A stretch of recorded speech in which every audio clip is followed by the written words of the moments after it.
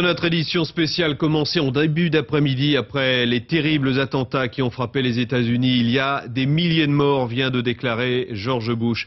Je vous rappelle brièvement les faits avant d'écouter le président américain. 2 avions de ligne ont été détournés. Ils se sont abattus sur les 2 tours jumelles du World Trade Center à New York, 2 symboles de la puissance américaine. Des buildings de 410 mètres qui se sont ensuite effondrés. Quasiment dans le même temps, un autre avion s'écrasait sur le Pentagone à Washington. Il y a là des dizaines de morts selon le secrétaire à la Défense. Rajoutons le crash d'un avion en Pennsylvanie et l'explosion d'une voiture piégée devant le secrétariat d'État le 11 septembre 2001 marque un tournant dans l'histoire des États-Unis. George Bush s'est donc adressé à la nation il y a quelques instants. Il a lancé un avertissement aux pays abritant des bases terroristes. Je ne ferai pas de distinction entre les terroristes et ceux qui les protègent, a-t-il affirmé. On l'écoute. Ce soir, notre style de vie a été atteint par l'attaque la plus meurtrière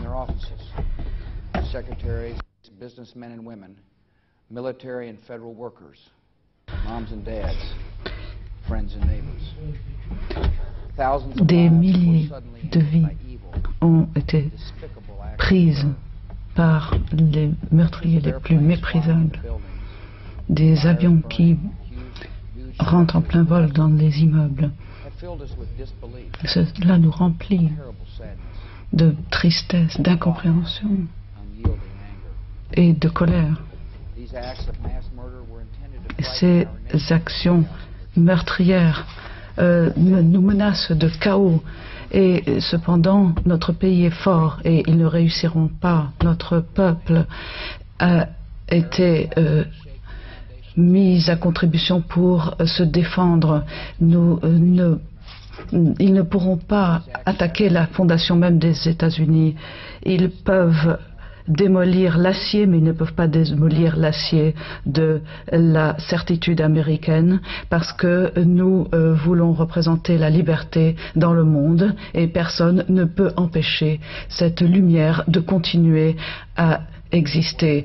Nous avons connu aujourd'hui le pire de la nature humaine et nous avons répondu avec ce que nous avons de meilleur. Nous avons vu le courage des sauveteurs. Nous avons vu la générosité des donneurs de sang.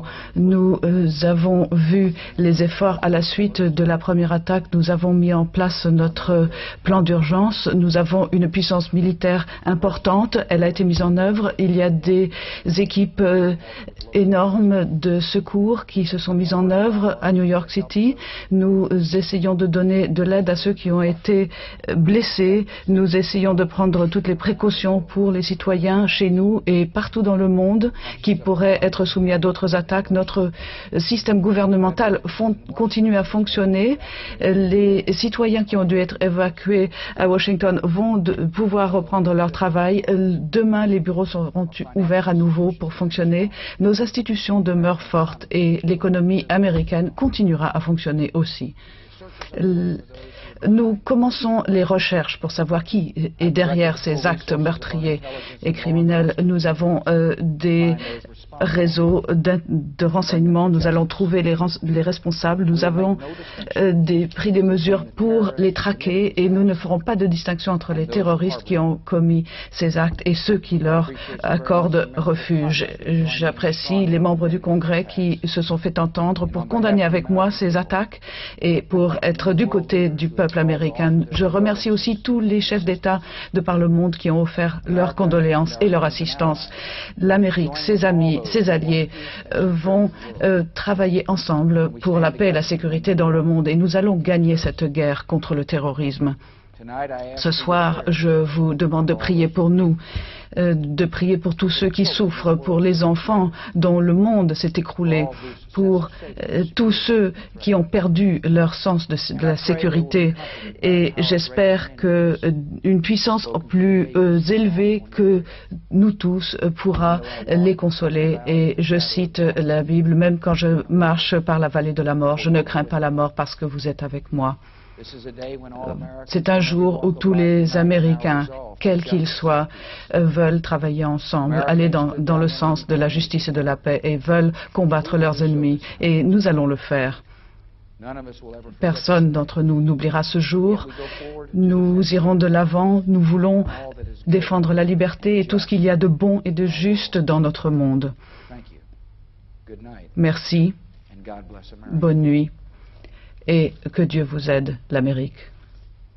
Voilà pour George Bush qui avait regagné son bureau à la Maison-Blanche en fin d'après-midi. On était resté en effet sans nouvelles pendant quelques heures du président américain.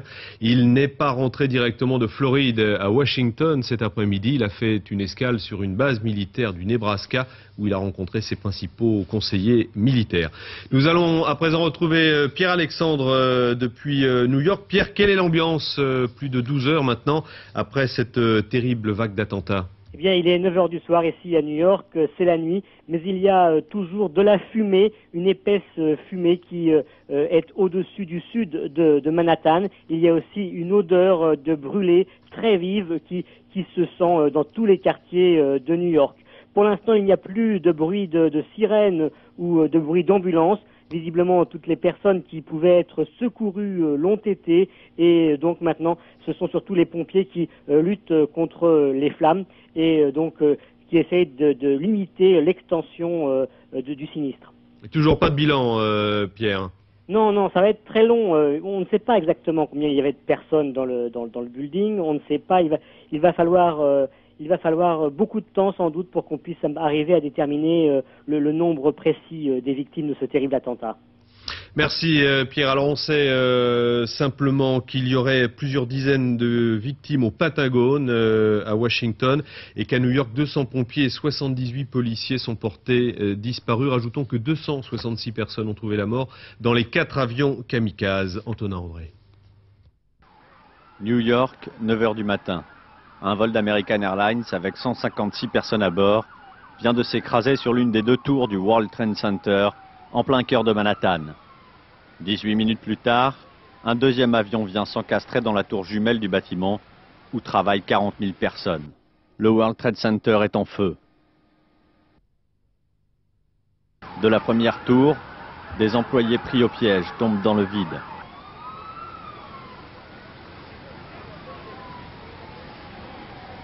La police a eu à peine le temps de dresser un périmètre de sécurité et de commencer les évacuations lorsque le deuxième crash s'est produit.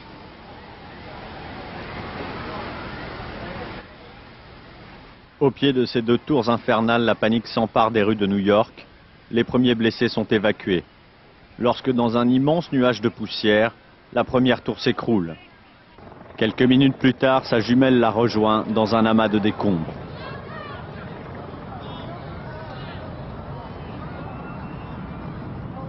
Des blessés et des passants couverts de cendres et de poussière sont évacués ou s'enfuient dans les rues en proie à de véritables crises d'hystérie. Plus tard dans l'après-midi, une 3e tour voisine du World Trade Center qui menaçait de céder s'effondre à son tour. Nouveau déluge de cendres et de débris sur Manhattan. La folie terroriste sème la terreur dans tout le pays. 1 heure après les crashs de New York, un avion lui aussi détourné s'écrase sur le Pentagone, en plein cœur de Washington, provoquant un gigantesque incendie. Puis toujours dans la capitale américaine, c'est le département d'État qui s'embrase à son tour. Cette fois, c'est une voiture piégée qui a explosé devant le bâtiment. Dans ce climat de guerre, tous les sites officiels, cibles potentielles des terroristes, sont évacués, à commencer par la Maison-Blanche. C'est alors qu'un 4e avion s'écrase en Pennsylvanie, cette fois, près de Pittsburgh, à quelques dizaines de kilomètres à peine de Camp David. Tous les vols commerciaux sont alors annulés pour éviter de nouveaux détournements meurtriers. Selon le témoignage d'une femme d'un haut responsable de l'administration américaine qui se trouvait dans un des avions détournés, les terroristes étaient armés de couteaux et ont regroupé l'ensemble des passagers et le pilote à l'arrière de l'avion. Témoignage recueilli par son mari qu'elle avait pu joindre par téléphone lors du détournement. Alors on ne peut manquer d'avoir un mot sur les questions qui se posent depuis ce matin aux États-Unis sur la sécurité de son territoire. Comment les services secrets américains ont-ils pu passer à côté de tels attentats?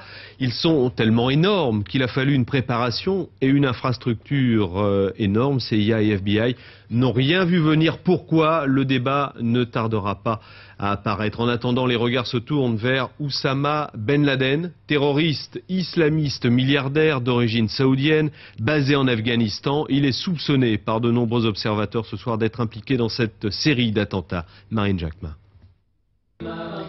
Derrière l'apparence trompeuse d'un grand bédouin se cache pour les Américains le diable en personne, Oussama Ben Laden. Sa tête est mise à prix par le FBI, 5 millions de $, mais l'homme compte sur la protection d'Allah et plus encore sur celle des talibans pour défier l'Occident. D'où vient le mécène du djihad mondial? Ben Laden est né à Riyad il y a 44 ans dans une riche famille saoudienne. Ce milliardaire fondamentaliste s'engage très tôt en Afghanistan contre les soviétiques dans la guerre sainte, la guerre des Moudjahidines, qui a d'ailleurs le soutien total de la CIA, ses filières d'armes et même ses missiles, dans des bases à la frontière du Pakistan où s'entraîneront des générations d'extrémistes. Après le retrait soviétique en 89, Ben Laden, devenu héros de la résistance afghane, revient en Arabie très radicalisé. Il se forge alors une haine féroce contre les Américains qui se sont installés dans la région à la faveur de la guerre du Golfe et qui n'en partiront plus. On le retrouve à Khartoum en 92, le Soudan intégriste, où il finance déjà des camps de terroristes selon la CIA. Il est déchu de sa nationalité saoudienne. Devenu hors la loi, il est alors le principal suspect dans des dizaines d'attentats, principalement contre les intérêts américains. Mais sa plus belle bataille, il la livre en août 98 dans les ambassades des États-Unis au Kenya et en Tanzanie, 224 morts. Il est aussi responsable de l'attentat contre le destroyer américain USS Cole au Yémen, 17 morts. Depuis, il obsède les services secrets de la planète. On croit le voir partout, en Tchétchénie, en Malaisie, aux Philippines. Son ombre se profile derrière tous les groupes terroristes, Abu Sayyaf, les GIA. Mais au-delà de ces réseaux, le plus préoccupant concerne l'arsenal d'Oussama Ben Laden, réfugié et surprotégé dans l'Afghanistan des talibans avec une fortune estimée à des milliards de francs. Le banquier de la guerre sainte, que l'on voit ici mariant son fils en février dernier, pourrait menacer le monde selon des sources très informées d'une attaque biologique, voire d'une explosion nucléaire. En quelques années, l'homme est devenu pour des millions de musulmans, Oussama le rebelle, l'emblème de leur résistance. Voilà pour Oussama Ben Laden, devenu la bête noire des Américains depuis maintenant quelques années. Ces attentats ont donc frappé en plein cœur les symboles financiers et militaires de la plus grande puissance mondiale. Alors comment les services de sécurité américains ont-ils pu se voir infliger un tel échec? Élément de réponse avec Vincent Perrault. C'est à l'évidence un échec catastrophique pour les services de sécurité américains. Ils avaient fait du terrorisme islamique leur ennemi numéro 1 avec des moyens financiers qui se chiffrent en milliards de dollars et un staff de près de 28 000 personnes, rien que pour le FBI. Cette fois, ce sont les symboles mêmes de la puissance militaire et financière américaine qui ont été touchés. Alors si aujourd'hui les services de sécurité américains sont montrés du doigt, FBI, CIA, NSA ou encore les services des armées, c'est bien parce que dans le passé, une série de bévues avait sérieusement entamé la réputation et la crédibilité de ces services, chargés d'assurer la sécurité intérieure comme extérieure. Qu'il s'agisse de l'affaire Hansen, du nom d'un ancien agent du FBI qui renseignait la Russie depuis 15 ans, ou encore de l'épisode de l'attentat d'Oklahoma City où des documents avaient été perdus par le FBI, accusé enfin d'avoir dissimulé des documents dans l'assaut sanglant de la secte des Davidiens à Waco, au Texas, en 1993, sans oublier le précédent attentat contre le World Trade Center en février de la même année. Et pourtant, les moyens de recueil de l'information par les services américains sont considérables. Les moyens techniques de collecte de renseignements ont augmenté de façon logarithmique. Mais ça n'est rien si on ne traite pas. C'est-à-dire que vous avez des milliers d'informations et le nombre d'analystes à la CIA capable de discriminer aujourd'hui a baissé. C'est une organisation profondément démoralisée qui a montré à plusieurs reprises son incapacité. Et là, je pense que c'est le glas de la CIA telle que nous l'avons connue. Dans ce contexte apocalyptique, les conséquences vont être rapides pour les responsables des services mis en cause. Elles devraient aboutir à une vague de départ forcée pour les patrons des principales agences de sécurité américaines. Mais à l'heure qu'il est, au-delà des polémiques et des divisions interservices, une question perdue. Qui a pu mener avec autant d'efficacité une telle attaque meurtrière au cœur même de la superpuissance sans que personne ne s'aperçoive de quoi que ce soit? Voilà, retour sur le bilan qui est de toute façon imprécis et qui ne pourra être fourni que dans quelques jours. Le vice-président des syndicats de pompiers de New York affirme qu'il manque entre 200 et 400 pompiers qui pourraient avoir donc péri dans ces deux attaques suicides à New York. Les réactions à présent en France. Jacques Chirac s'est employé à rassurer les Français dans une allocution télévisée. Il a parlé de l'épouvantable tragédie qui a frappé les États-Unis. Peu avant, un conseil restreint s'était tenu à l'Élysée. Il a été décidé de renforcer le plan Vigipirate. 1100 soldats seront déployés à partir d'aujourd'hui à Paris. Fabien Amias. Il est à peine plus de 15 heures. Jacques Chirac, en déplacement à Rennes, prend la parole pour une réunion programmée de longue date. Je suis dans l'obligation absolue de regagner immédiatement mon bureau à Paris. Le président a déjà appelé Lionel Jospin. Le Premier ministre se trouve à Matignon. Les deux hommes décident de se retrouver à l'Élysée en fin d'après-midi. Pour préparer ce rendez-vous, Lionel Jospin réunit Daniel Vaillant, Hubert Védrine et Jean-Claude Guessot dans son bureau. Les mêmes retrouveront Jacques Chirac. À l'ordre du jour, rassurer les Français et assurer leur sécurité. Nous avons indiqué au président de la République les décisions qui ont été prises par le gouvernement, et notamment la mise en œuvre du plan gouvernemental d'alerte et de prévention qui s'appelle Vigipirate renforcé. Je l'ai dit, il faut rester attentif et en même temps être calme. Jacques Chirac, lui, s'est isolé avec ses conseillers. À 21h, il s'adresse aux Français. Ce qui s'est produit aux États-Unis nous concerne tous. Nous ne connaissons à ce stade ni les auteurs, ni les raisons de ces actes barbares. La situation requiert néanmoins sang-froid, mais aussi vigilance et mobilisation. Les mesures de précaution qui s'imposent ont été prises immédiatement par le gouvernement.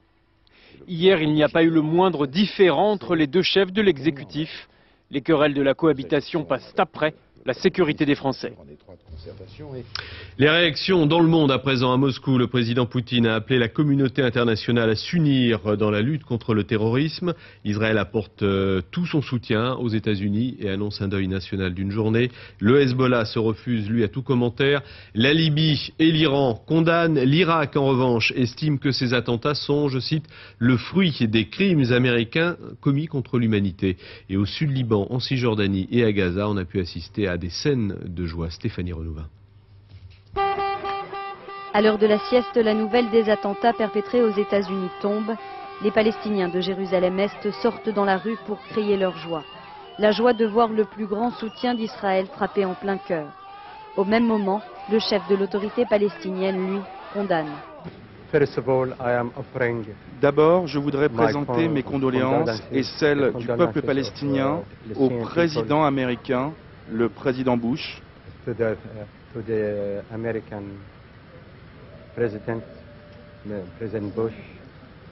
à son gouvernement, au peuple américain pour cet acte terrible. Nous sommes complètement en état de choc. C'est incroyable. La Libye, l'Iran, la Syrie, mais aussi la Jordanie et l'Égypte d'Hosni Moubarak ont condamné cette offensive terroriste sans précédent. Mais dans la rue, c'est toujours la joie qu'on lisait sur les visages. Ici, aux portes de Damas, dans un concert de klaxons, les Palestiniens dansent et chantent des slogans à la gloire du terroriste Oussama Ben Laden. Les mains triomphantes s'élèvent à Naplouse, en Cisjordanie, ou dans les camps de réfugiés au Liban, comme ici à Sidon, ce sont les armes que l'on tend vers le ciel. Comme pour rendre hommage à une vengeance divine, une riposte venue du ciel contre la politique menée par les États-Unis dans la région. Mais à Gaza, hier, les Palestiniens hésitaient entre un sentiment de revanche sur Washington et la crainte d'en subir les retombées. Concernant les explosions entendues à Kaboul ce soir, le Pentagone a démenti être responsable des attaques lancées sur la capitale afghane. Pas d'autres précisions pour l'instant. Conséquences économiques maintenant.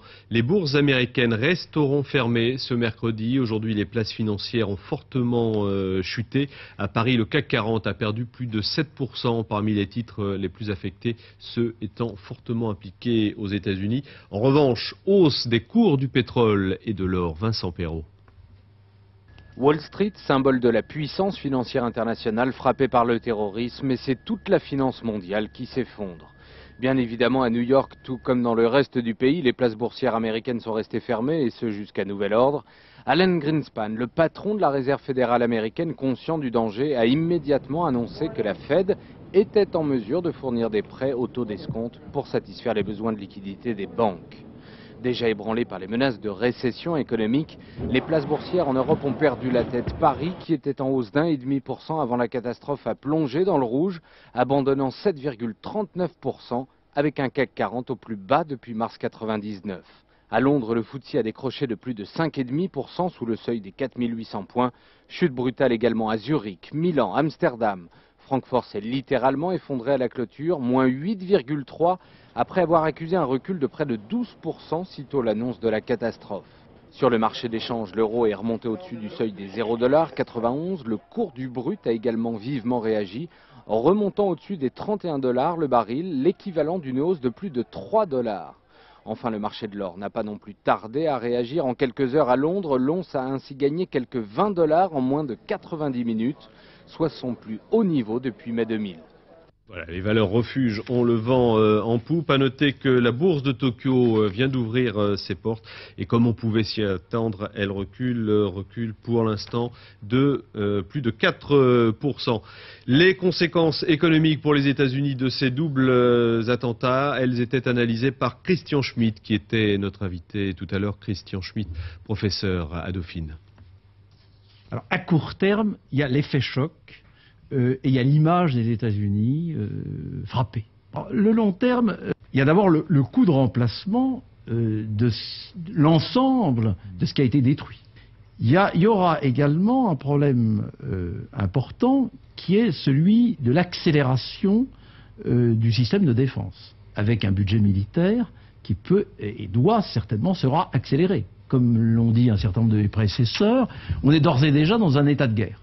Bon, on entre dans une économie de guerre. Qui dit économie de guerre dit d'une part une économie qui va être contrôlée de manière beaucoup plus nette, qui va peut-être à l'encontre de l'idéologie américaine des républicains, mais qui sera fort, et deuxièmement un budget de la défense qui sera certainement, sur lequel on donnera des rallonges immédiates et qui à terme sera certainement accru, avec toutes les retombées positives et négatives que ce budget militaire aura.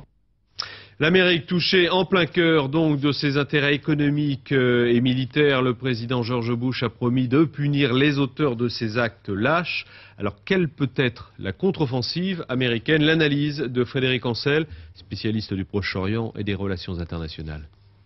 Lorsqu'il s'agit d'Oussama Ben Laden, d'un individu ou de quelques groupuscules d'individus, frapper vite et fort, oui, mais sans F-15 et sans char d'assaut, ça ne convient pas. Donc frapper avec les services secrets. Et je pense là, pour le coup, que les États-Unis d'Amérique, qui ont prouvé au XXe siècle que lorsqu'ils étaient frappés très durement, ils savaient réagir, vont sans aucun doute lancer une contre-offensive, mais j'allais dire dans le cadre d'une guerre souterraine avec les services de renseignement, mais sans aucun doute en demandant d'une part à leurs amis et alliés occidentaux européens, en particulier, de soutenir très fortement, très fermement cet effort, qui est un effort de guerre, et d'autre part en demandant à leurs alliés, notamment le Pakistan et l'Arabie Saoudite, dont il ne faut pas oublier que ce sont deux États qui sont aujourd'hui dotés de gouvernements très pro-islamistes, eh bien de modérer leurs ardeurs et de moins défendre ou protéger des groupuscules islamistes éventuellement dangereux.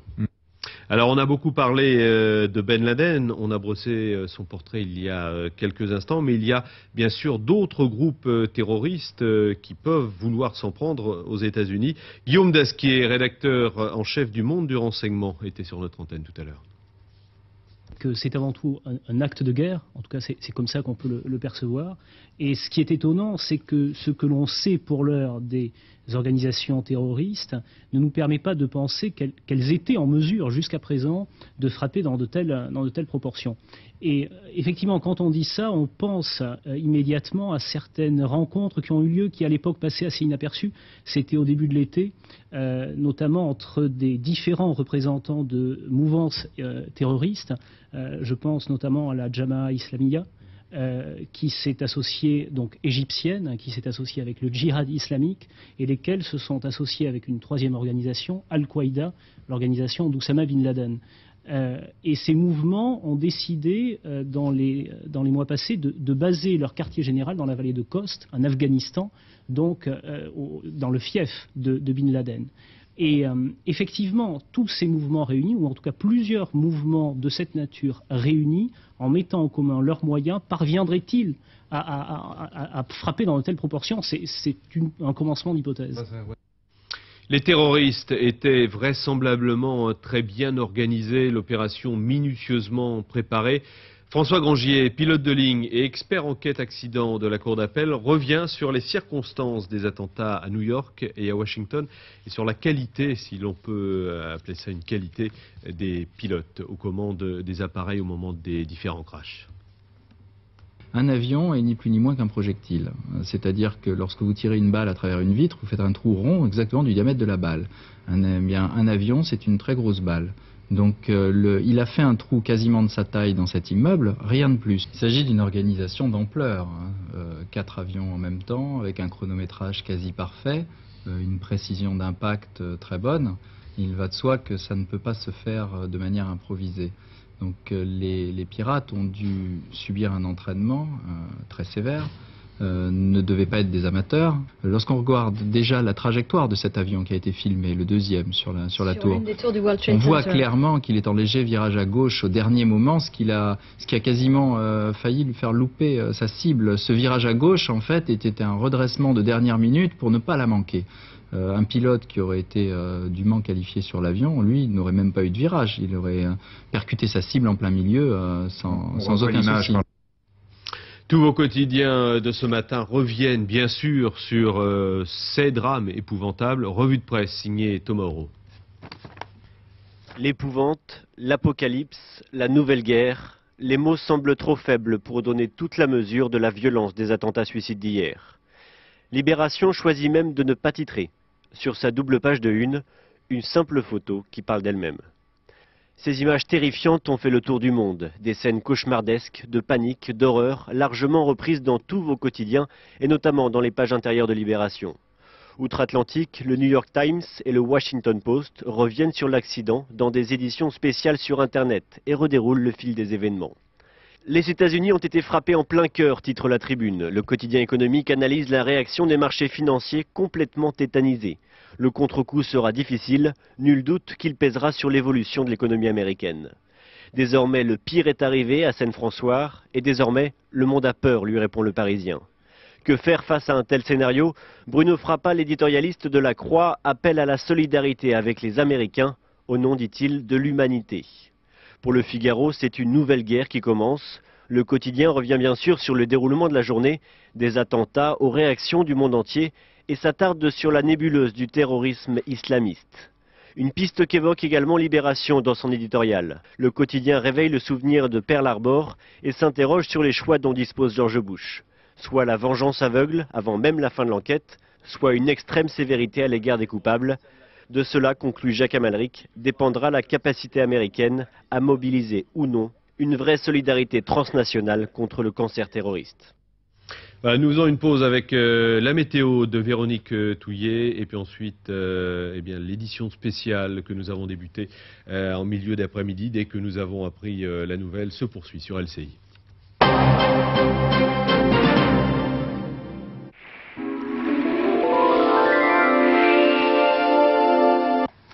Eh bien, une fois de plus, il vaudra mieux se trouver à l'ouest ou au sud pour profiter de conditions météo agréables aujourd'hui. C'est là que l'anticyclone se montre le plus efficace.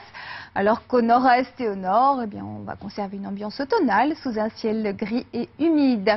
L'autre consolation, les petites pluies devraient progressivement s'estomper des Ardennes à l'Alsace et au Jura, mais le ciel n'en retrouvera pas pour autant ses couleurs. De la baie de Seine au Pas-de-Calais, à l'Île-de-France, au centre, à l'Auvergne, un ciel pas beaucoup plus lumineux. Cela étant, une amélioration devrait se dessiner cet après-midi. Des éclaircies vont apparaître de Rouen à Orléans et Clermont-Ferrand, et ce, grâce à l'action de l'anticyclone qui va repousser les nuages vers les frontières du nord-est partout ailleurs du soleil et des vents qui faibliront en Méditerranée. À noter un petit vent d'ouest près de la Manche, rafale à 50 km/h.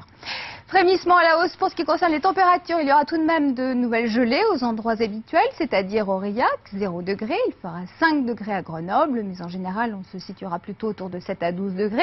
Et 15 au maximum à Nice et Perpignan, au lever du jour. Ensuite, on prévoit 17 à 22 degrés au nord et de 20 à 26 degrés pour la moitié sud.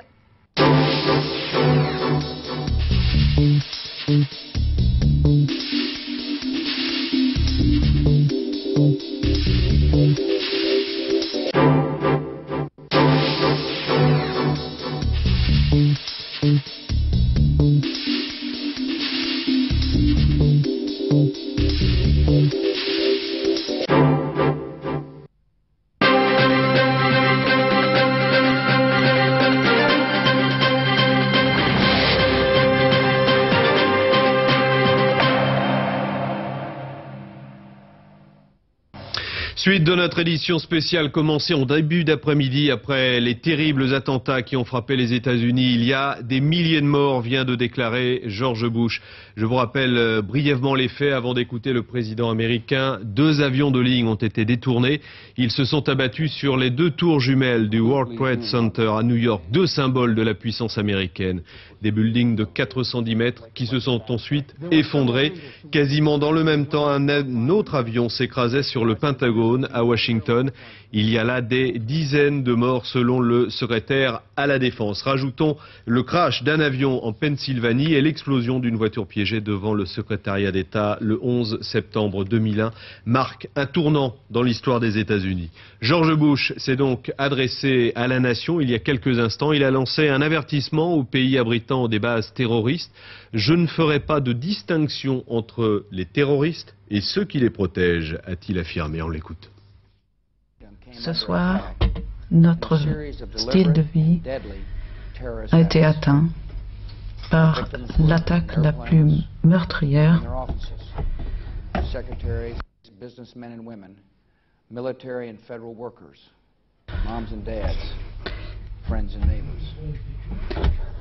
des milliers de vies ont été prises par les meurtriers les plus méprisables.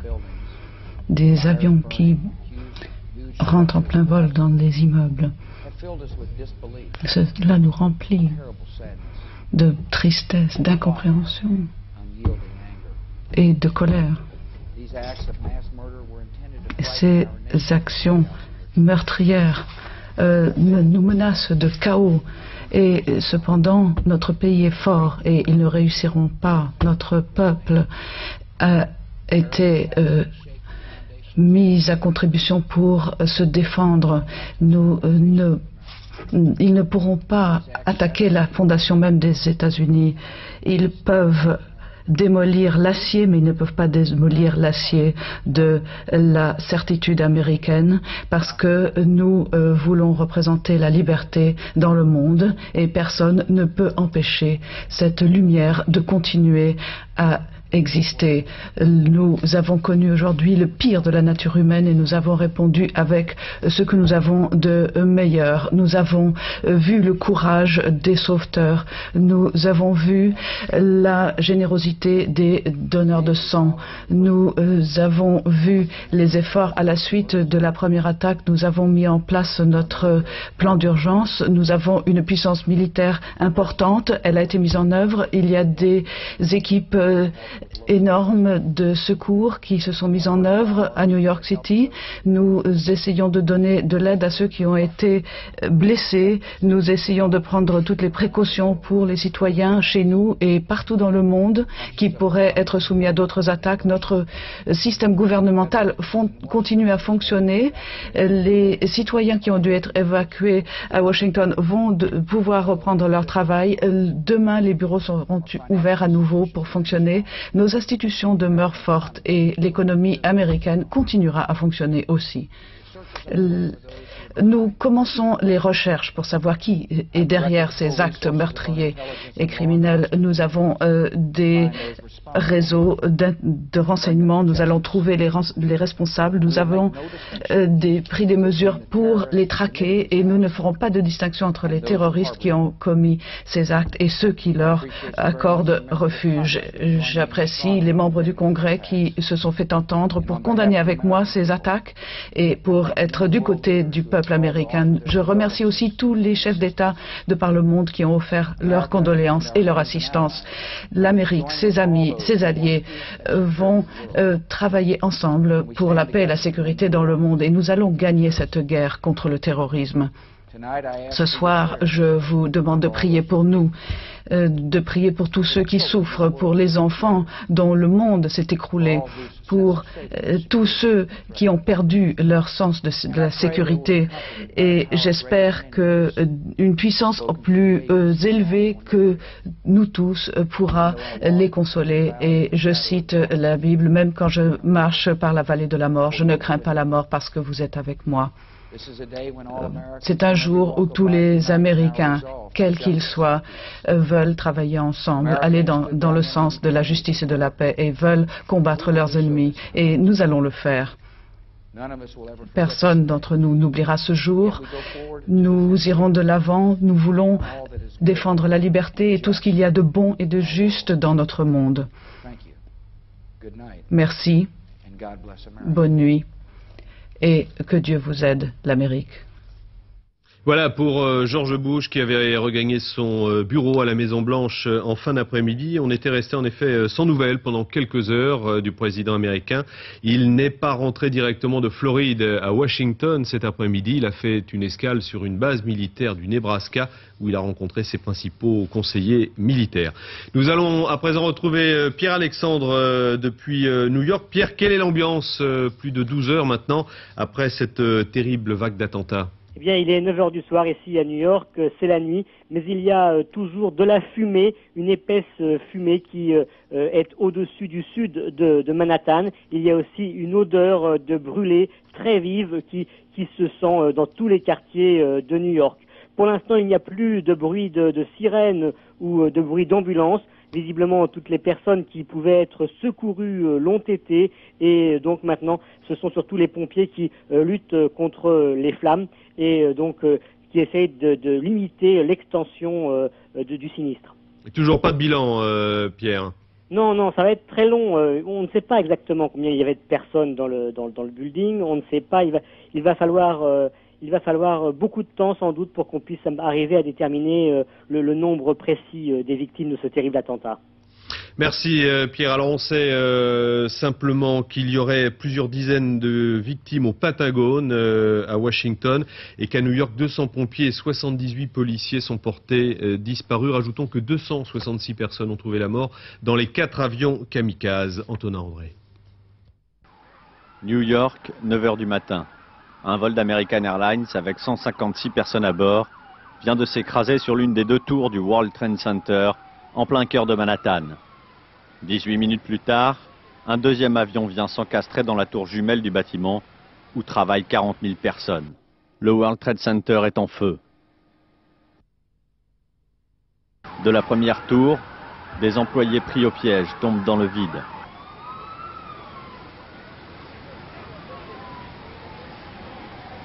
La police a eu à peine le temps de dresser un périmètre de sécurité et de commencer les évacuations lorsque le deuxième crash s'est produit.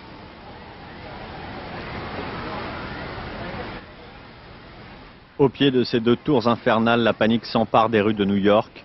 Les premiers blessés sont évacués. Lorsque dans un immense nuage de poussière, la première tour s'écroule.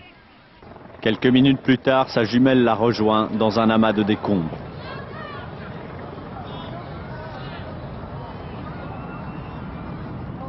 Des blessés et des passants couverts de cendres et de poussière sont évacués ou s'enfuient dans les rues en proie à de véritables crises d'hystérie. Plus tard dans l'après-midi, une 3e tour voisine du World Trade Center qui menaçait de céder s'effondre à son tour. Nouveau déluge de cendres et de débris sur Manhattan. La folie terroriste sème la terreur dans tout le pays. 1 heure après les crashs de New York, un avion lui aussi détourné s'écrase sur le Pentagone en plein cœur de Washington, provoquant un gigantesque incendie.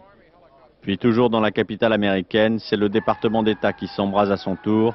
Cette fois, c'est une voiture piégée qui a explosé devant le bâtiment. Dans ce climat de guerre, tous les sites officiels, cibles potentielles des terroristes, sont évacués, à commencer par la Maison-Blanche. C'est alors qu'un 4e avion s'écrase en Pennsylvanie, cette fois, près de Pittsburgh, à quelques dizaines de kilomètres à peine de Camp David. Tous les vols commerciaux sont alors annulés pour éviter de nouveaux détournements meurtriers.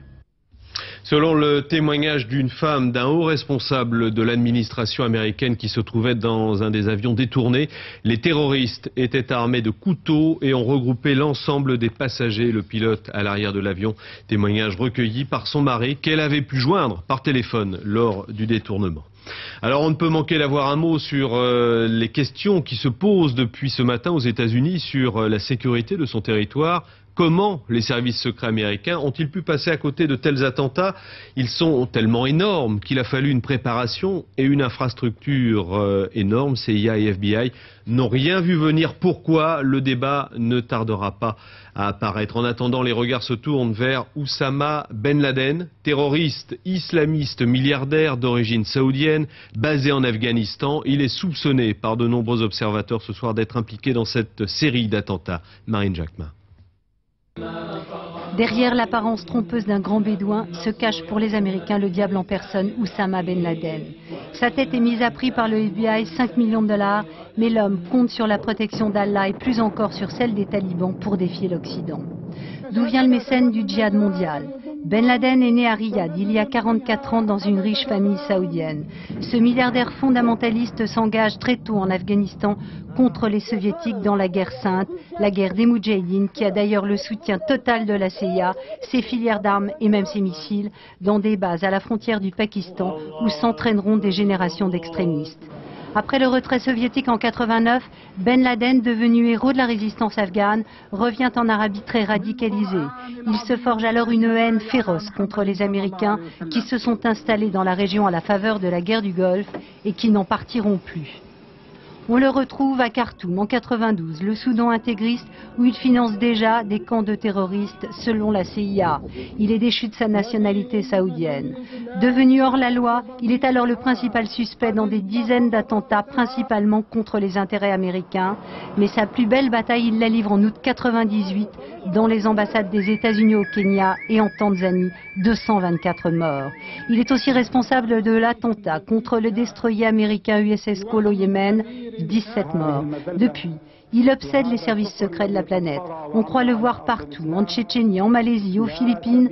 Son ombre se profile derrière tous les groupes terroristes, Abu Sayyaf, les GIA. Mais au-delà de ces réseaux, le plus préoccupant concerne l'arsenal d'Oussama Ben Laden, réfugié et surprotégé dans l'Afghanistan des talibans avec une fortune estimée à des milliards de francs.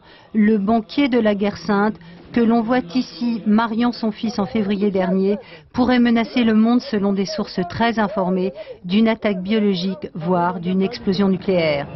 En quelques années, l'homme est devenu pour des millions de musulmans, Oussama le rebelle, l'emblème de leur résistance.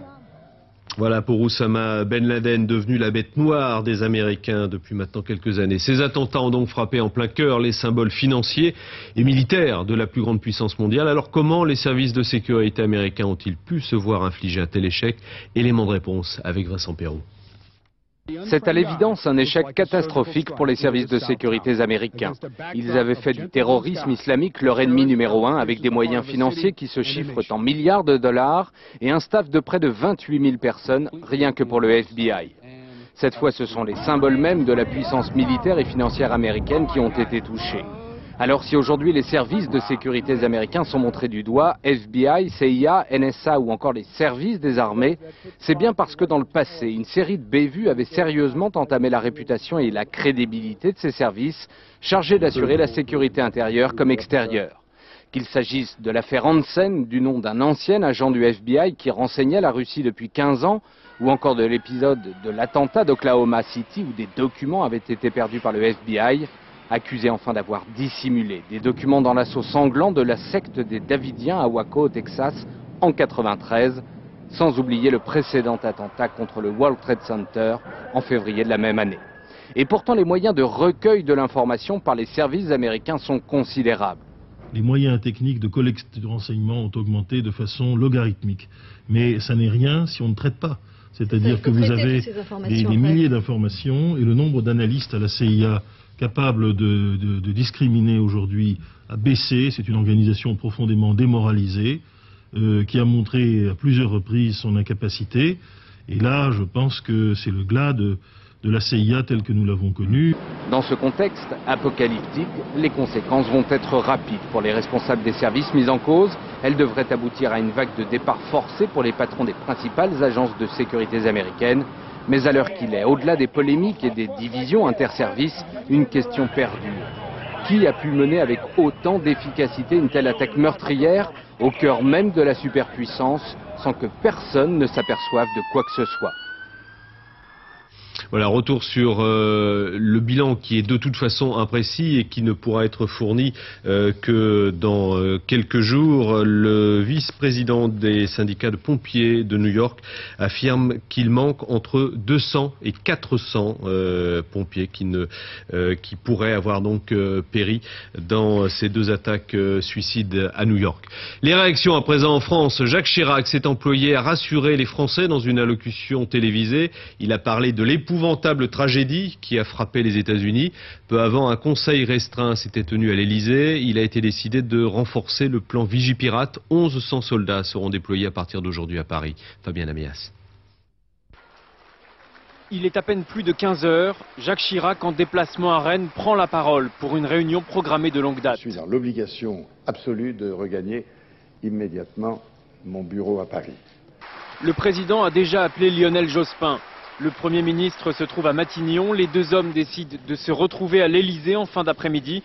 Pour préparer ce rendez-vous, Lionel Jospin réunit Daniel Vaillant, Hubert Védrine et Jean-Claude Guessot dans son bureau. Les mêmes retrouveront Jacques Chirac. À l'ordre du jour, rassurer les Français et assurer leur sécurité. Nous avons indiqué au président de la République les décisions qui ont été prises par le gouvernement, et notamment la mise en œuvre du plan gouvernemental d'alerte et de prévention qui s'appelle Vigipirate renforcé. Je l'ai dit, il faut rester attentif et en même temps être calme. Jacques Chirac, lui, s'est isolé avec ses conseillers. À 21h, il s'adresse aux Français. Ce qui s'est produit aux États-Unis nous concerne tous. Nous ne connaissons à ce stade ni les auteurs, ni les raisons de ces actes barbares. La situation requiert néanmoins sang-froid, mais aussi vigilance et mobilisation. Les mesures de précaution qui s'imposent ont été prises immédiatement par le gouvernement. Hier, il n'y a pas eu le moindre différend entre les deux chefs de l'exécutif. Les querelles de la cohabitation passent après la sécurité des Français. Les réactions dans le monde à présent. À Moscou, le président Poutine a appelé la communauté internationale à s'unir dans la lutte contre le terrorisme. Israël apporte tout son soutien aux États-Unis et annonce un deuil national d'une journée. Le Hezbollah se refuse, lui, à tout commentaire. La Libye et l'Iran condamnent. L'Irak, en revanche, estime que ces attentats sont, je cite, le fruit des crimes américains commis contre l'humanité. Et au sud Liban, en Cisjordanie et à Gaza, on a pu assister à des scènes de joie. Stéphanie Renouvin. À l'heure de la sieste, la nouvelle des attentats perpétrés aux États-Unis tombe. Les Palestiniens de Jérusalem-Est sortent dans la rue pour crier leur joie. La joie de voir le plus grand soutien d'Israël frapper en plein cœur. Au même moment, le chef de l'autorité palestinienne, lui, condamne.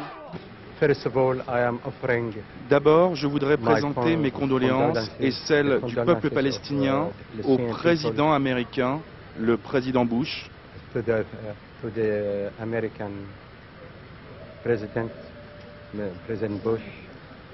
à son gouvernement, au peuple américain, pour cet acte terrible. Nous sommes complètement en état de choc. C'est incroyable. La Libye, l'Iran, la Syrie, mais aussi la Jordanie et l'Égypte d'Hosni Moubarak ont condamné cette offensive terroriste sans précédent. Mais dans la rue, c'est toujours la joie qu'on lisait sur les visages. Ici, aux portes de Damas, dans un concert de klaxons, les Palestiniens dansent et chantent des slogans à la gloire du terroriste Oussama Ben Laden. Les mains triomphantes s'élèvent à Naplouse, en Cisjordanie ou dans les camps de réfugiés au Liban, comme ici à Sidon. Ce sont les armes que l'on tend vers le ciel. Comme pour rendre hommage à une vengeance divine, une riposte venue du ciel contre la politique menée par les États-Unis dans la région. Mais à Gaza, hier, les Palestiniens hésitaient entre un sentiment de revanche sur Washington et la crainte d'en subir les retombées. Concernant les explosions entendues à Kaboul ce soir, le Pentagone a démenti être responsable des attaques lancées sur la capitale afghane. Pas d'autres précisions pour l'instant. Conséquences économiques maintenant. Les bourses américaines resteront fermées ce mercredi. Aujourd'hui, les places financières ont fortement chuté. À Paris, le CAC 40 a perdu plus de 7% parmi les titres les plus affectés, ceux étant fortement impliqués aux États-Unis. En revanche, hausse des cours du pétrole et de l'or. Vincent Perrault. Wall Street, symbole de la puissance financière internationale frappée par le terrorisme, et c'est toute la finance mondiale qui s'effondre. Bien évidemment, à New York, tout comme dans le reste du pays, les places boursières américaines sont restées fermées, et ce jusqu'à nouvel ordre. Alan Greenspan, le patron de la Réserve fédérale américaine, conscient du danger, a immédiatement annoncé que la Fed était en mesure de fournir des prêts au taux d'escompte pour satisfaire les besoins de liquidité des banques. Déjà ébranlés par les menaces de récession économique, les places boursières en Europe ont perdu la tête. Paris, qui était en hausse d'1,5% avant la catastrophe, a plongé dans le rouge, abandonnant 7,39% avec un CAC 40 au plus bas depuis mars 99. À Londres, le FTSE a décroché de plus de 5,5% sous le seuil des 4800 points. Chute brutale également à Zurich, Milan, Amsterdam. Francfort s'est littéralement effondré à la clôture, moins 8,3% après avoir accusé un recul de près de 12% sitôt l'annonce de la catastrophe. Sur le marché d'échange, l'euro est remonté au-dessus du seuil des 0,91 $. Le cours du brut a également vivement réagi, en remontant au-dessus des 31 $ le baril, l'équivalent d'une hausse de plus de 3 $.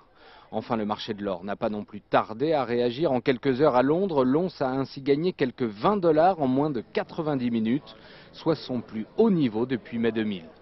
Voilà, les valeurs refuges ont le vent en poupe. À noter que la bourse de Tokyo vient d'ouvrir ses portes et comme on pouvait s'y attendre, elle recule pour l'instant de plus de 4%. Les conséquences économiques pour les États-Unis de ces doubles attentats, elles étaient analysées par Christian Schmitt, qui était notre invité tout à l'heure. Christian Schmitt, professeur à Dauphine. Alors, à court terme, il y a l'effet choc. Et il y a l'image des États-Unis frappée. Alors, le long terme, il y a d'abord le coût de remplacement de l'ensemble de ce qui a été détruit. Il y aura également un problème important qui est celui de l'accélération du système de défense, avec un budget militaire qui peut et doit certainement sera accéléré. Comme l'ont dit un certain nombre de mes prédécesseurs, on est d'ores et déjà dans un état de guerre. Bon, on entre dans une économie de guerre. Qui dit économie de guerre dit d'une part une économie qui va être contrôlée de manière beaucoup plus nette, qui va peut-être à l'encontre de l'idéologie américaine des républicains, mais qui sera fort, et deuxièmement un budget de la défense qui sera certainement sur lequel on donnera des rallonges immédiates et qui à terme sera certainement accru, avec toutes les retombées positives et négatives que ce budget militaire aura. L'Amérique touchée en plein cœur donc de ses intérêts économiques et militaires. Le président George Bush a promis de punir les auteurs de ces actes lâches. Alors quelle peut être la contre-offensive américaine? L'analyse de Frédéric Ancel, spécialiste du Proche-Orient et des relations internationales. Et lorsqu'il s'agit d'Oussama Ben Laden, d'un individu ou de quelques groupuscules d'individus, frapper vite et fort, oui, mais sans F-15 et sans char d'assaut, ça ne convient pas. Donc frapper avec les services secrets. Et je pense là, pour le coup, que les États-Unis d'Amérique, qui ont prouvé au XXe siècle que lorsqu'ils étaient frappés très durement, ils savaient réagir, vont sans aucun doute lancer une contre-offensive, mais j'allais dire dans le cadre d'une guerre souterraine avec les services de renseignement, mais sans aucun doute en demandant d'une part à leurs amis et alliés occidentaux européens, en particulier, de soutenir très fortement, très fermement cet effort, qui est un effort de guerre, et d'autre part en demandant à leurs alliés, notamment le Pakistan et l'Arabie Saoudite, dont il ne faut pas oublier que ce sont deux États qui sont aujourd'hui dotés de gouvernements très pro-islamistes, eh bien de modérer leurs ardeurs et de moins défendre ou protéger des groupuscules islamistes éventuellement dangereux. Alors on a beaucoup parlé de Ben Laden, on a brossé son portrait il y a quelques instants, mais il y a bien sûr d'autres groupes terroristes qui peuvent vouloir s'en prendre aux États-Unis. Guillaume Dasquier, rédacteur en chef du Monde du renseignement, était sur notre antenne tout à l'heure. Que c'est avant tout un acte de guerre, en tout cas c'est comme ça qu'on peut le percevoir. Et ce qui est étonnant, c'est que ce que l'on sait pour l'heure des organisations terroristes ne nous permet pas de penser qu'elles étaient en mesure jusqu'à présent de frapper dans de telles proportions. Et effectivement, quand on dit ça, on pense immédiatement à certaines rencontres qui ont eu lieu, qui à l'époque passaient assez inaperçues. C'était au début de l'été, notamment entre des différents représentants de mouvances terroristes. Je pense notamment à la Jama'a Islamiyya, qui s'est associée, donc égyptienne, qui s'est associée avec le djihad islamique, et lesquels se sont associés avec une troisième organisation, Al-Qaïda, l'organisation d'Oussama Bin Laden. Et ces mouvements ont décidé, dans les mois passés, de baser leur quartier général dans la vallée de Khost, en Afghanistan, donc dans le fief de Bin Laden.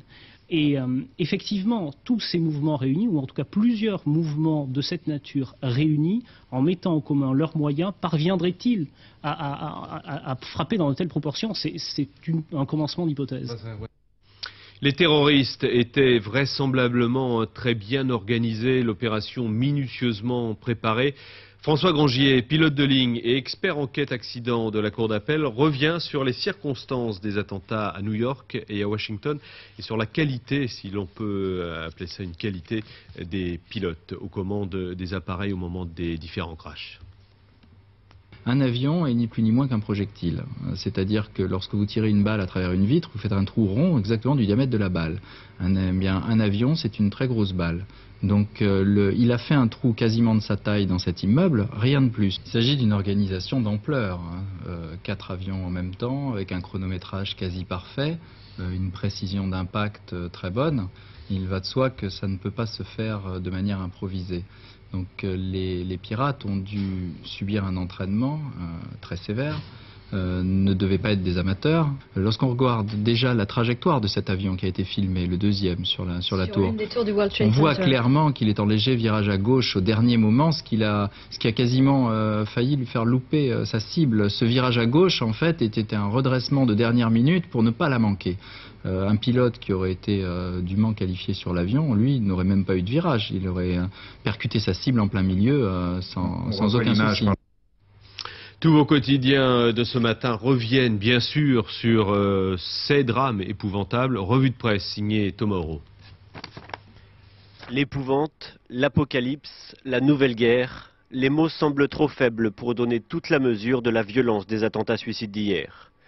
Libération choisit même de ne pas titrer. Sur sa double page de une simple photo qui parle d'elle-même. Ces images terrifiantes ont fait le tour du monde, des scènes cauchemardesques, de panique, d'horreur, largement reprises dans tous vos quotidiens et notamment dans les pages intérieures de Libération. Outre-Atlantique, le New York Times et le Washington Post reviennent sur l'accident dans des éditions spéciales sur Internet et redéroulent le fil des événements. Les États-Unis ont été frappés en plein cœur, titre la Tribune. Le quotidien économique analyse la réaction des marchés financiers complètement tétanisés.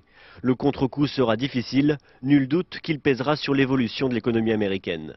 Désormais, le pire est arrivé à Seine-François, et désormais, le monde a peur, lui répond le Parisien. Que faire face à un tel scénario? Bruno Frappa, l'éditorialiste de La Croix, appelle à la solidarité avec les Américains, au nom, dit-il, de l'humanité. Pour le Figaro, c'est une nouvelle guerre qui commence. Le quotidien revient bien sûr sur le déroulement de la journée, des attentats aux réactions du monde entier et s'attarde sur la nébuleuse du terrorisme islamiste. Une piste qu'évoque également Libération dans son éditorial. Le quotidien réveille le souvenir de Pearl Harbor et s'interroge sur les choix dont dispose George Bush. Soit la vengeance aveugle avant même la fin de l'enquête, soit une extrême sévérité à l'égard des coupables. De cela, conclut Jacques Amalric, dépendra la capacité américaine à mobiliser ou non une vraie solidarité transnationale contre le cancer terroriste. Nous faisons une pause avec la météo de Véronique Touillet et puis ensuite l'édition spéciale que nous avons débutée en milieu d'après-midi dès que nous avons appris la nouvelle se poursuit sur LCI.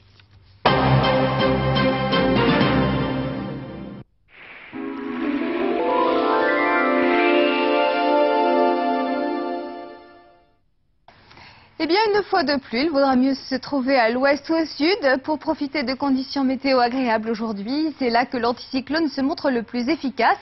Alors qu'au nord-est et au nord, eh bien, on va conserver une ambiance automnale sous un ciel gris et humide. L'autre consolation, les petites pluies devraient progressivement s'estomper des Ardennes à l'Alsace et au Jura, mais le ciel n'en retrouvera pas pour autant ses couleurs. De la baie de Seine au Pas-de-Calais, à l'Île-de-France, au centre, à l'Auvergne, un ciel pas beaucoup plus lumineux. Cela étant, une amélioration devrait se dessiner cet après-midi. Des éclaircies vont apparaître de Rouen à Orléans et Clermont-Ferrand, et ce, grâce à l'action de l'anticyclone qui va repousser les nuages vers les frontières du nord-est, partout ailleurs, du soleil, et des vents qui faibliront en Méditerranée. À noter un petit vent d'ouest près de la Manche, rafale à 50 km/h. Frémissement à la hausse pour ce qui concerne les températures. Il y aura tout de même de nouvelles gelées aux endroits habituels, c'est-à-dire Aurillac, 0 degrés. Il fera 5 degrés à Grenoble, mais en général, on se situera plutôt autour de 7 à 12 degrés. Et 15 au maximum à Nice et Perpignan, au lever du jour. Ensuite, on prévoit 17 à 22 degrés au nord et de 20 à 26 degrés pour la moitié sud.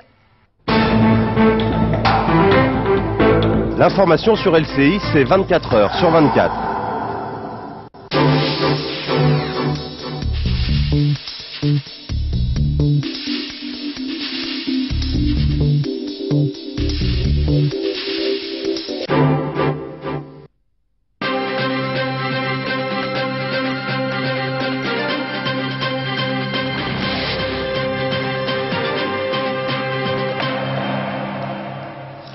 Voilà, suite de notre édition spéciale commencée en début d'après-midi après les terribles attentats qui ont frappé les États-Unis. Il y a des milliers de morts, a déclaré George Bush tout à l'heure. Rappelons brièvement les faits, Magali, avant d'écouter le président américain.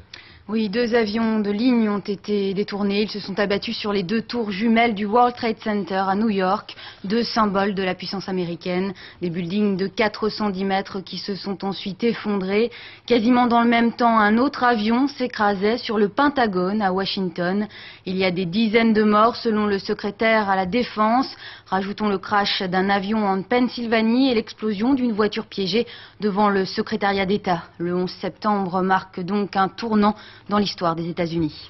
Alors je vous le disais, George Bush s'est adressé à la nation tout à l'heure. Il a lancé un avertissement aux pays abritant des bases terroristes. Je ne ferai pas de distinction entre les terroristes et ceux qui les protègent, a-t-il affirmé. On l'écoute. Nous avons commencé les recherches pour savoir qui se cache derrière ces actes meurtriers et criminels. Nous traquerons les responsables et nous ne ferons aucune distinction entre les terroristes qui ont perpétré ces actions et ceux qui les protègent. Je remercie tous les chefs d'État à travers le monde qui ont offert leurs condoléances et leur assistance. L'Amérique et ses amis et ses alliés vont travailler ensemble pour la paix dans le monde et nous allons gagner cette guerre contre le terrorisme. Le président américain dont on est resté sans nouvelles pendant quelques heures, il n'est pas rentré directement de Floride à Washington. Il a fait une escale sur une base militaire du Nebraska où il a rencontré ses principaux conseillers militaires. Estelle Youssoufa. Ces meurtres en masse ont été perpétrés pour plonger notre pays dans le chaos et le repli. Mais c'est un échec, notre pays est fort. Les attaques terroristes peuvent faire trembler les fondations de nos plus grands immeubles, mais elles ne peuvent ébranler les fondations de l'Amérique. En quelques mots, George W. Bush fait montre de toute la détermination américaine, indiquant clairement qu'il a repris le contrôle du pays. Car pendant les heures les plus critiques, le pouvoir exécutif américain était absent du devant de la scène. Dès l'annonce de l'attaque que subissait le pays, George W. Bush était en effet devenu l'homme le plus protégé de la planète. Escorté par les avions de combat, c'est dans Air Force One que le président était mis à l'abri. Faisant escale pour de brèves allocutions, le président Bush est dirigé vers le Nebraska, où une base militaire de haute sécurité doit le protéger. Seule devant les micros et les caméras, c'est une conseillère du président qui défend la continuité de l'État. Air Force One a maintenant atterri au Nebraska et le président est en lieu sûr. En quelques heures, secrétaires d'État et attachés du bureau ovale sont devenus invisibles évacués dans des endroits tenus secrets. Seul Colin Powell, en visite en Amérique latine, se borne à une prière et un message laconique avant de rentrer lui aussi aux États-Unis. Avec le bâtiment du Pentagone victime d'une attaque, la capitale fédérale n'était plus considérée comme une ville sûre. Une fois terminé son conseil de sécurité exceptionnel par liaison satellite, le président Bush a quitté le Nebraska. Après de longues heures sans son chef, Washington voit enfin revenir le symbole de la solidité des institutions américaines. Pas de bilan précis, donc pour l'instant il faudra attendre au moins 24 heures selon les autorités. George Bush a parlé de plusieurs milliers de morts tout à l'heure. On sait simplement qu'il y aurait plusieurs dizaines de victimes au Pentagone, à Washington, qu'à New York 200 pompiers au moins et 78 policiers sont portés disparus et que 266 personnes ont trouvé la mort dans les 4 avions kamikazes. Antonin André. New York, 9 h du matin. Un vol d'American Airlines avec 156 personnes à bord vient de s'écraser sur l'une des 2 tours du World Trade Center en plein cœur de Manhattan. 18 minutes plus tard, un deuxième avion vient s'encastrer dans la tour jumelle du bâtiment où travaillent 40 000 personnes. Le World Trade Center est en feu. De la première tour, des employés pris au piège tombent dans le vide.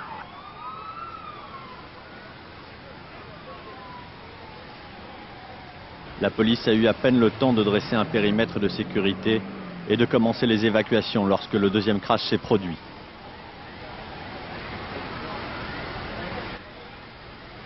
Au pied de ces 2 tours infernales, la panique s'empare des rues de New York.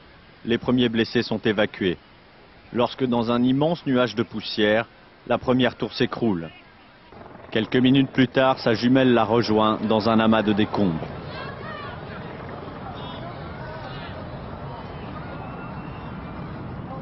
Des blessés et des passants couverts de cendres et de poussière sont évacués ou s'enfuient dans les rues en proie à de véritables crises d'hystérie. Plus tard dans l'après-midi, une 3e tour voisine du World Trade Center qui menaçait de céder s'effondre à son tour. Nouveau déluge de cendres et de débris sur Manhattan. La folie terroriste sème la terreur dans tout le pays. 1 heure après les crashs de New York, un avion lui aussi détourné s'écrase sur le Pentagone, en plein cœur de Washington, provoquant un gigantesque incendie. Puis toujours dans la capitale américaine, c'est le département d'État qui s'embrase à son tour. Cette fois, c'est une voiture piégée qui a explosé devant le bâtiment. Dans ce climat de guerre, tous les sites officiels, cibles potentielles des terroristes, sont évacués, à commencer par la Maison Blanche.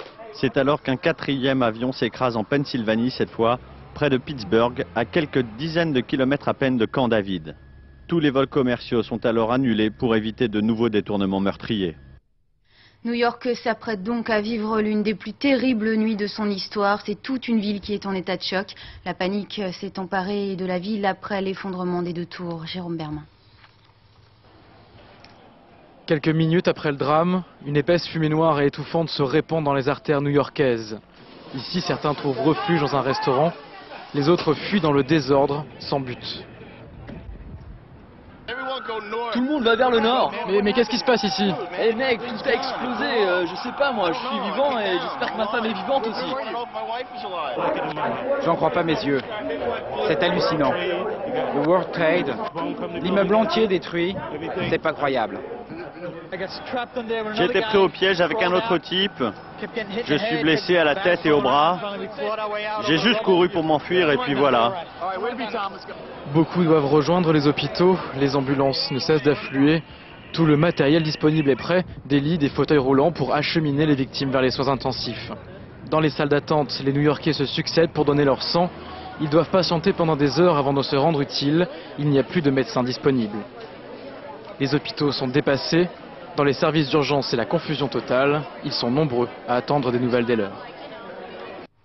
Alors selon le témoignage, et c'est important, c'est le seul dont on dispose, le témoignage d'une femme, d'un haut responsable de l'administration américaine qui se trouvait dans un des avions détournés, les terroristes étaient armés de couteaux et ont regroupé l'ensemble des passagers et le pilote à l'arrière de l'avion. Témoignage recueilli par son mari qu'elle avait pu joindre par téléphone lors du détournement.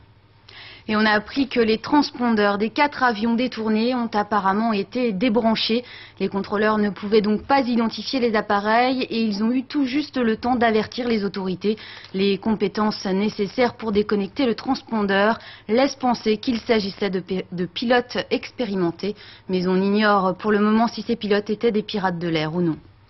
Alors on en vient maintenant à la question qui hante les Américains. Qui est responsable? Les regards se tournent vers Oussama Ben Laden, terroriste islamiste milliardaire d'origine saoudienne basé en Afghanistan. Il est soupçonné par de nombreux observateurs d'être impliqué dans cette série d'attentats. Son portrait avec Marine Jacquemin. Derrière l'apparence trompeuse d'un grand bédouin se cache pour les Américains le diable en personne, Oussama Ben Laden. Sa tête est mise à prix par le FBI, 5 millions de $, mais l'homme compte sur la protection d'Allah et plus encore sur celle des talibans pour défier l'Occident. D'où vient le mécène du djihad mondial? Ben Laden est né à Riyad il y a 44 ans dans une riche famille saoudienne. Ce milliardaire fondamentaliste s'engage très tôt en Afghanistan contre les soviétiques dans la guerre sainte, la guerre des Moudjahidines, qui a d'ailleurs le soutien total de la CIA, ses filières d'armes et même ses missiles, dans des bases à la frontière du Pakistan où s'entraîneront des générations d'extrémistes. Après le retrait soviétique en 89, Ben Laden, devenu héros de la résistance afghane, revient en Arabie très radicalisé. Il se forge alors une haine féroce contre les Américains qui se sont installés dans la région à la faveur de la guerre du Golfe et qui n'en partiront plus. On le retrouve à Khartoum en 92, le Soudan intégriste, où il finance déjà des camps de terroristes selon la CIA. Il est déchu de sa nationalité saoudienne. Devenu hors la loi, il est alors le principal suspect dans des dizaines d'attentats, principalement contre les intérêts américains. Mais sa plus belle bataille, il la livre en août 98 dans les ambassades des États-Unis au Kenya et en Tanzanie, 224 morts. Il est aussi responsable de l'attentat contre le destroyer américain USS Cole au Yémen, 17 morts. Depuis, il obsède les services secrets de la planète. On croit le voir partout, en Tchétchénie, en Malaisie, aux Philippines. Son ombre se profile derrière tous les groupes terroristes, Abu Sayyaf, les GIA. Mais au-delà de ces réseaux, le plus préoccupant concerne l'arsenal d'Oussama Ben Laden, réfugié et surprotégé dans l'Afghanistan des talibans avec une fortune estimée à des milliards de francs. Le banquier de la guerre sainte, que l'on voit ici mariant son fils en février dernier, pourrait menacer le monde selon des sources très informées d'une attaque biologique, voire d'une explosion nucléaire. En quelques années, l'homme est devenu pour des millions de musulmans, Oussama le rebelle, l'emblème de leur résistance. Ces attentats ont donc frappé en plein cœur les symboles financiers et militaires de la plus grande puissance mondiale. Alors comment les services de sécurité américains ont-ils pu se voir infliger un tel camouflet? Élément de réponse avec Vincent Perrault. C'est à l'évidence un échec catastrophique pour les services de sécurité américains.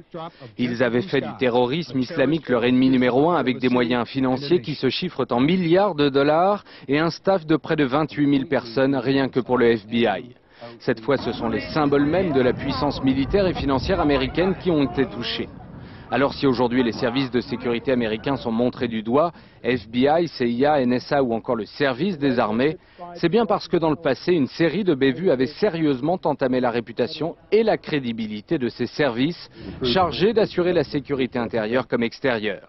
Qu'il s'agisse de l'affaire Hansen, du nom d'un ancien agent du FBI qui renseignait la Russie depuis 15 ans, ou encore de l'épisode de l'attentat d'Oklahoma City où des documents avaient été perdus par le FBI, accusé enfin d'avoir dissimulé des documents dans l'assaut sanglant de la secte des Davidiens à Waco, au Texas, en 1993, sans oublier le précédent attentat contre le World Trade Center en février de la même année. Et pourtant, les moyens de recueil de l'information par les services américains sont considérables. Les moyens techniques de collecte de renseignements ont augmenté de façon logarithmique. Mais ça n'est rien si on ne traite pas. C'est-à-dire que vous avez des milliers d'informations et le nombre d'analystes à la CIA capables de discriminer aujourd'hui a baissé. C'est une organisation profondément démoralisée qui a montré à plusieurs reprises son incapacité. Et là, je pense que c'est le glas de la CIA tel que nous l'avons connu. Dans ce contexte apocalyptique, les conséquences vont être rapides pour les responsables des services mis en cause. Elle devrait aboutir à une vague de départ forcés pour les patrons des principales agences de sécurité américaines. Mais à l'heure qu'il est, au-delà des polémiques et des divisions interservices, une question perdure. Qui a pu mener avec autant d'efficacité une telle attaque meurtrière au cœur même de la superpuissance sans que personne ne s'aperçoive de quoi que ce soit? Alors rajoutons que Rudolph Giuliani, le maire de New York, tient en ce moment une conférence de presse. Retenons de ce discours qu'il réaffirme que le bilan sera extrêmement lourd, sans plus de précision, que le chef des pompiers de New York compte parmi les victimes et monsieur Giuliani demande aux New-Yorkais de rester chez eux aujourd'hui. On passe à présent aux réactions et on commence par la France. Oui, Jacques Chirac s'est employé à rassurer les Français. Dans une allocution télévisée, il a parlé de l'épouvantable tragédie qui a frappé les États-Unis. Peu avant, un conseil restreint s'était tenu à l'Élysée. Il a été décidé de renforcer le plan Vigipirate. 1100 soldats seront déployés à partir d'aujourd'hui à Paris. Fabien Amias. Il est à peine plus de 15 heures. Jacques Chirac, en déplacement à Rennes, prend la parole pour une réunion programmée de longue date. Je suis dans l'obligation absolue de regagner immédiatement mon bureau à Paris. Le président a déjà appelé Lionel Jospin. Le Premier ministre se trouve à Matignon. Les deux hommes décident de se retrouver à l'Élysée en fin d'après-midi. Pour préparer ce rendez-vous, Lionel Jospin réunit Daniel Vaillant, Hubert Védrine et Jean-Claude Guessot dans son bureau. Les mêmes retrouveront Jacques Chirac. À l'ordre du jour, rassurer les Français et assurer leur sécurité. Nous avons indiqué au président de la République les décisions qui ont été prises par le gouvernement, et notamment la mise en œuvre du plan gouvernemental d'alerte et de prévention qui s'appelle Vigipirate renforcé. Je l'ai dit, il faut rester attentif et en même temps être calme. Jacques Chirac, lui, s'est isolé avec ses conseillers. À 21 h, il s'adresse aux Français. Ce qui s'est produit aux États-Unis nous concerne tous. Nous ne connaissons à ce stade ni les auteurs, ni les raisons de ces actes barbares. La situation requiert néanmoins sang-froid, mais aussi vigilance et mobilisation. Les mesures de précaution qui s'imposent ont été prises immédiatement par le gouvernement. Hier, il n'y a pas eu le moindre différend entre les deux chefs de l'exécutif. Les querelles de la cohabitation passent après la sécurité des Français. Après les réactions en France, les réactions dans le monde, à Moscou, le président Poutine a appelé la communauté internationale à s'unir dans la lutte contre le terrorisme. Israël apporte tout son soutien aux États-Unis et annonce un deuil national d'une journée. On écoute Shimon Peres et Ariel Sharon. The fight against terror. Nous combattons la terreur dans un combat international du monde libre contre les forces des ténèbres qui essaient de détruire notre liberté et notre mode de vie. En cette heure très difficile, tous les Israéliens se tiennent aux côtés du peuple américain. Nos cœurs sont avec vous et nous sommes prêts à fournir toute l'assistance nécessaire à tout moment. Notre douleur est grande et notre peine profonde.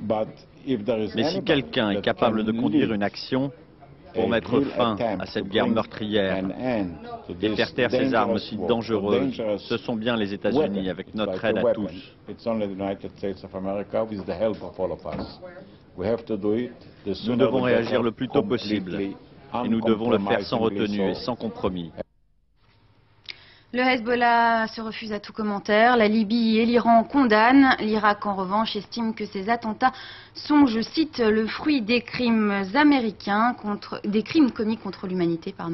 Et au sud Liban, en Cisjordanie et à Gaza, on a assisté à des scènes de joie. Stéphanie Renouvin.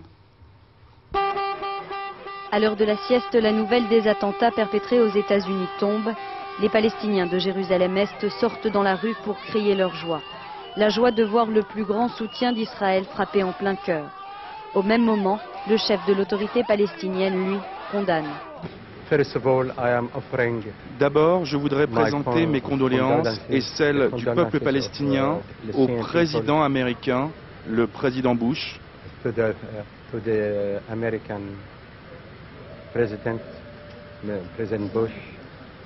à son gouvernement, au peuple américain, pour cet acte terrible. Nous sommes complètement en état de choc. C'est incroyable. La Libye, l'Iran, la Syrie, mais aussi la Jordanie et l'Égypte d'Hosni Moubarak ont condamné cette offensive terroriste sans précédent. Mais dans la rue, c'est toujours la joie qu'on lisait sur les visages.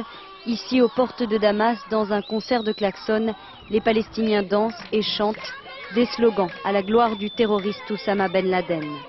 Les mains triomphantes s'élèvent à Naplouse en Cisjordanie ou dans les camps de réfugiés au Liban, comme ici à Sidon, ce sont les armes que l'on tend vers le ciel.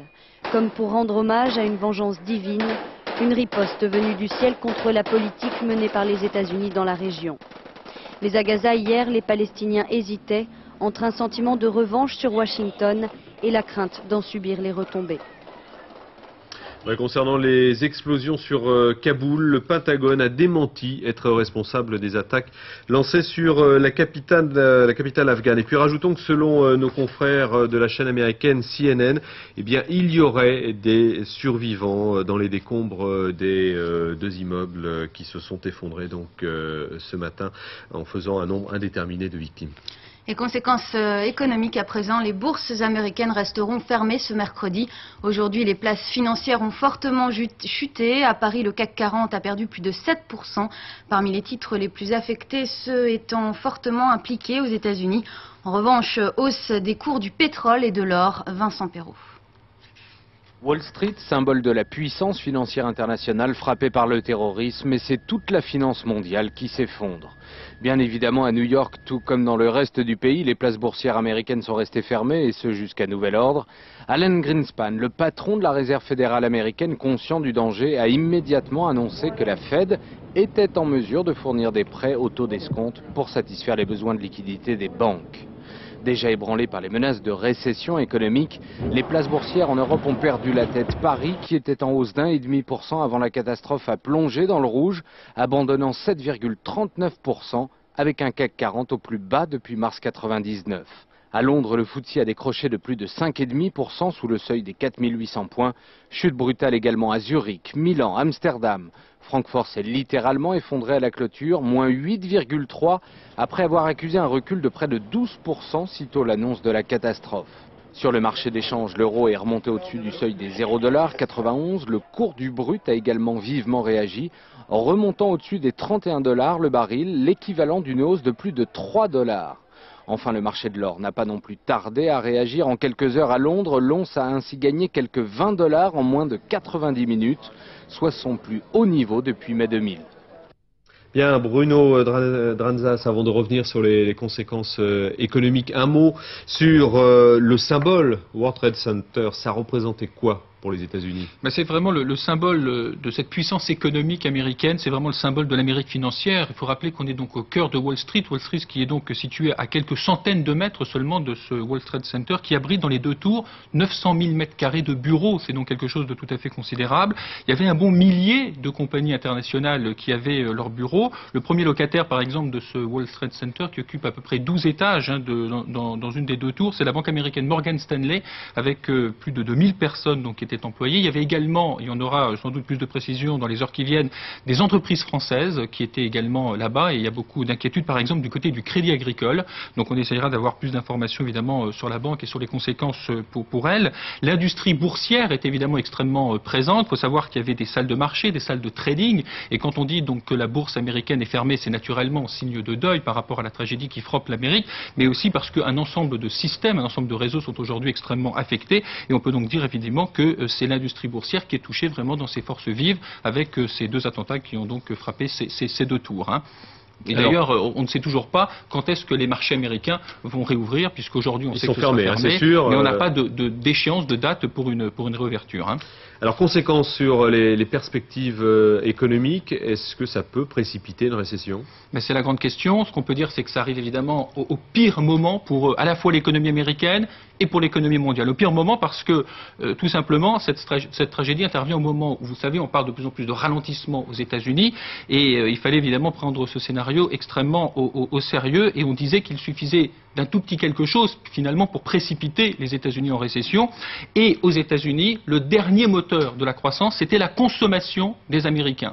Or, vous le savez, la consommation, ça fonctionne à la confiance et au moral. Or, aujourd'hui, les Américains sont tétanisés, sont complètement horrifiés par ce qui vient de se passer. Et on ne sait pas du tout psychologiquement comment ils vont réagir. Peut-être qu'ils vont se précipiter, je dirais, dans leur épargne et qu'ils vont finalement geler. On avait vu, par exemple, à l'époque de la guerre du Golfe, les gens ne voyageaient plus, les gens ne sortaient plus, et cela avait naturellement affecté l'économie. Vous le savez, donc quand la confiance diminue, l'économie s'arrête, et ça c'est effectivement le premier risque.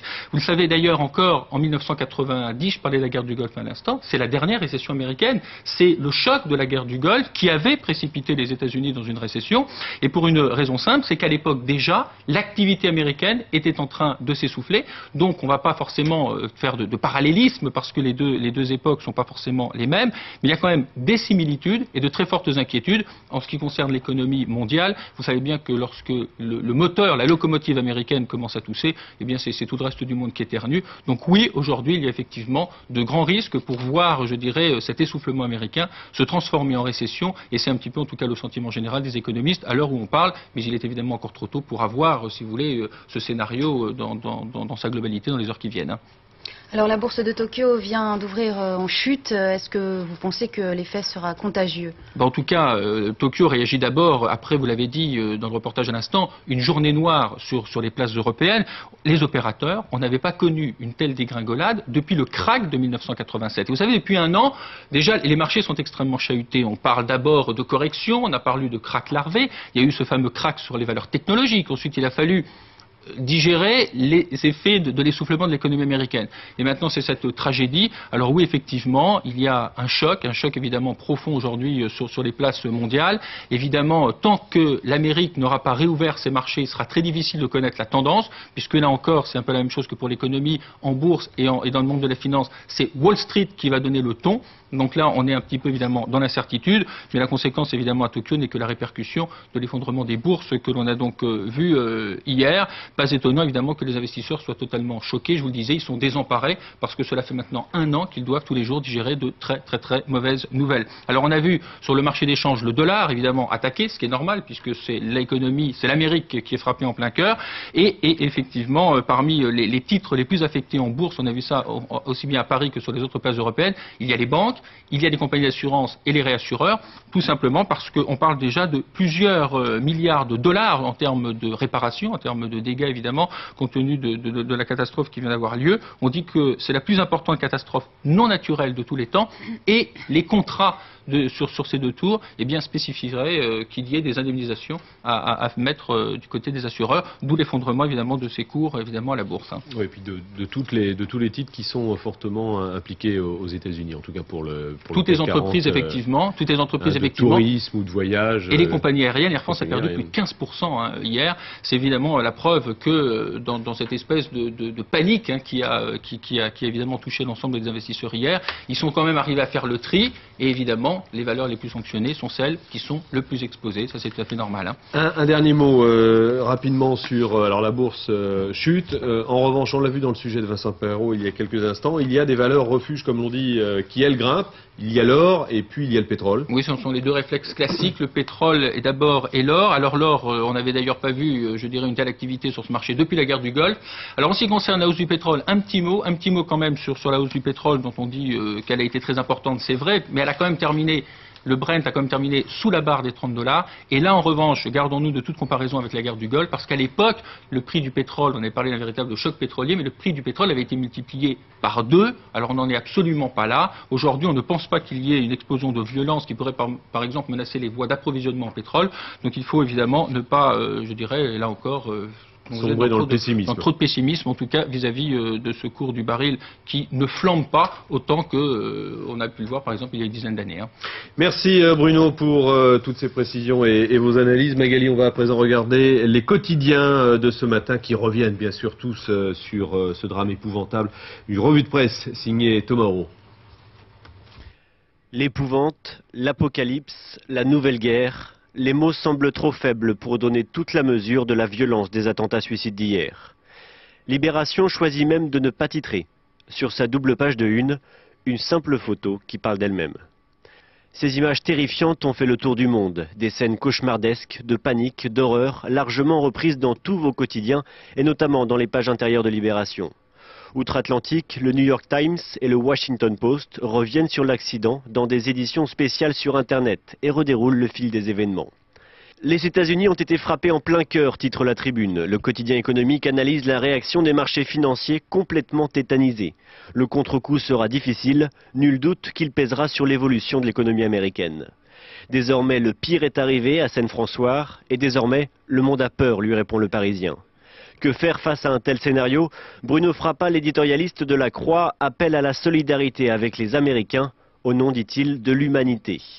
Pour le Figaro, c'est une nouvelle guerre qui commence. Le quotidien revient bien sûr sur le déroulement de la journée, des attentats aux réactions du monde entier et s'attarde sur la nébuleuse du terrorisme islamiste. Une piste qu'évoque également Libération dans son éditorial. Le quotidien réveille le souvenir de Pearl Harbor et s'interroge sur les choix dont dispose George Bush. Soit la vengeance aveugle avant même la fin de l'enquête, soit une extrême sévérité à l'égard des coupables.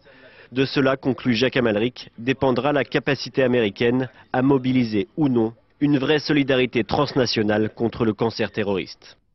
Voilà, revenons donc sur les dernières informations qui nous parviennent. Le maire de New York a fait une conférence de presse sur CNN. Des personnes seraient encore vivantes sous les décombres et les secours ont du mal à être acheminés, selon CNN toujours, car les incendies se poursuivent à New York. Oui, rajoutons que le chef des pompiers de la ville ferait partie des victimes et le maire de New York, M. Giuliani, recommande aux New-Yorkais de rester chez eux aujourd'hui, mercredi, dans quelques instants, suite de cette édition spéciale.